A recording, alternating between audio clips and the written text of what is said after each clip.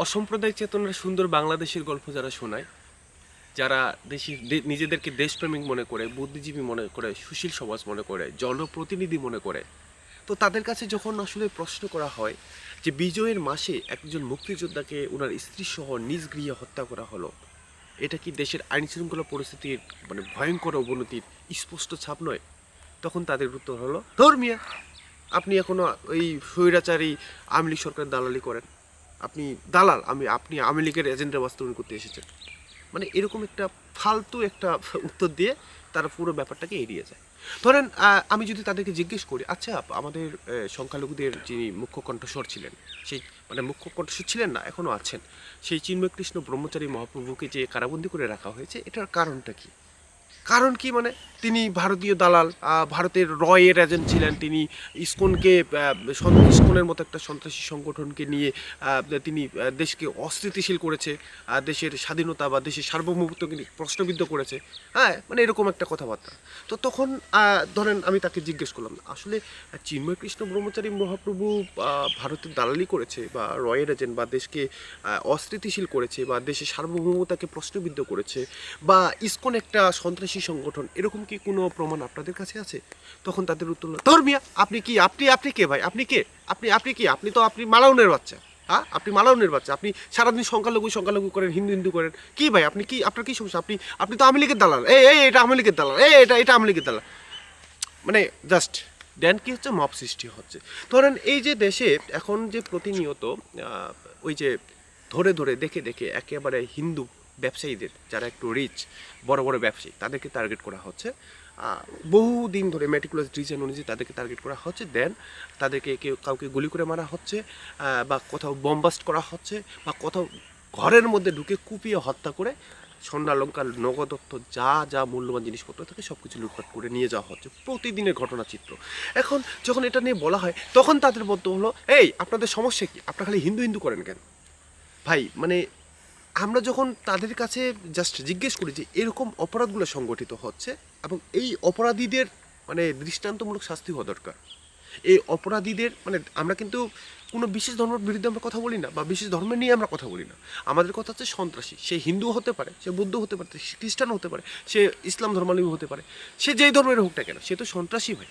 তো ন্যায় এবং অন্যের পার্থক্য করতে শিখতে হবে। এখন আমরা ভাই যেগুলো ঘটনা ঘটতেছে, সংখ্যালঘুদের উপর নির্যাতন করা হচ্ছে, নিপীড়ন চালানো হচ্ছে, এবং বাংলাদেশে হিন্দুদের নিশ্চিহ্ন করার যে একটা গভীর ষড়যন্ত্র চলতেছে, এটা তো সবাই জানে।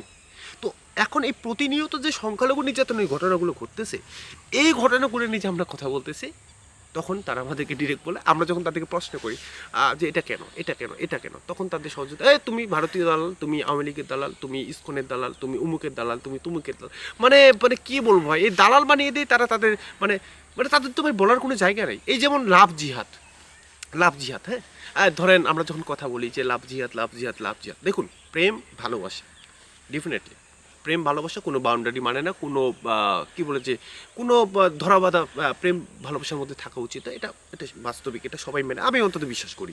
তো এখন প্রেম ভালোবাসার তো একটা ভাই কি বলেছে, একটা লয়ালিটি থাকা উচিত। আমরা যদি বাংলাদেশে যারা এই লাভ জিহাদের খপ্পরে পড়ে, অর্থাৎ যারা মুসলিম ছেলের সাথে প্রেম করে যে মেয়েগুলা মুসলিমে কনভার্ট হয়েছে, বা যে ছেলেগুলা মুসলিমে কনভার্ট হয়েছে, আমরা দেখেছি তাদের পরিণতি। তো যদি ভাই সেগুলো সত্যিকারের প্রেম হয়, তাহলে তাদের পরিণতিগুলো এত ভয়ঙ্কর হয় কেন? আপনারা বলুন যে লাভ জিহাদ এবং লাভ, এই দুটার মধ্যে ভালোবাসা এবং ভালোবাসার ফাঁদ, এই দুটার মধ্যে যে পার্থক্য, সেটা তো আসলে আমরা সবাই বুঝি, তাই না?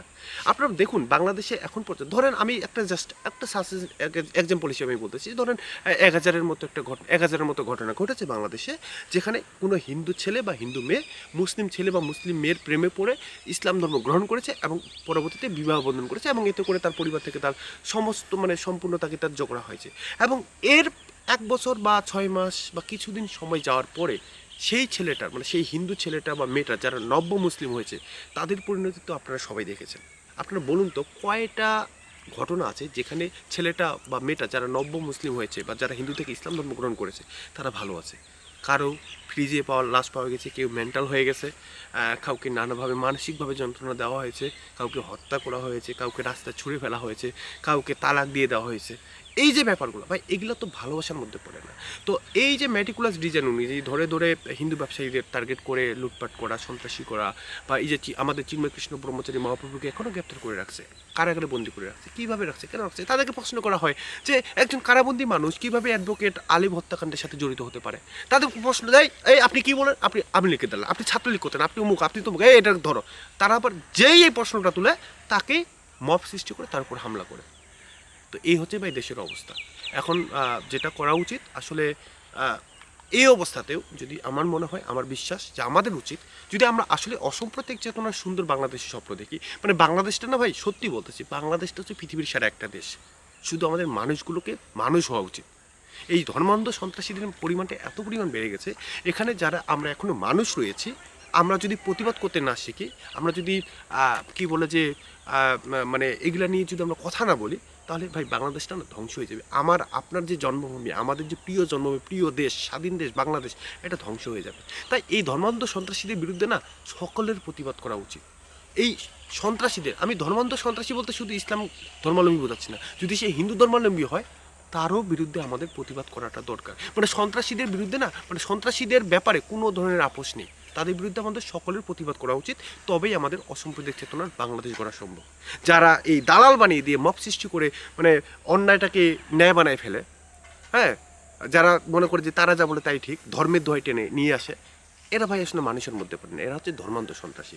এদের বিরুদ্ধে কঠোরভাবে প্রতিবাদ গড়ে তুলতে হবে। যাই হোক, ভয়েস অফ মাইনরিটির সাথেই থাকুন, আবারও কথা হবে।